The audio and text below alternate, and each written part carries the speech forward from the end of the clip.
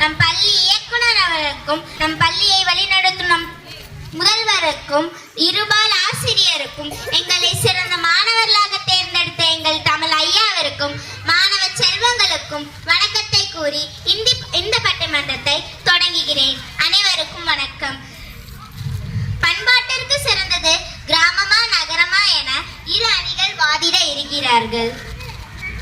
கிராமமே என பேச வந்திருக்கிறார்கள் சொற்சுவையுடன் பேசும் ஹர்ஷா, அழகாய் வர்ணித்து பேசும் தனுஷாஸ்ரீ, சீராய் பேசி சிறப்பாய் கவி பாடும் மோனிஷ் லிஜோ.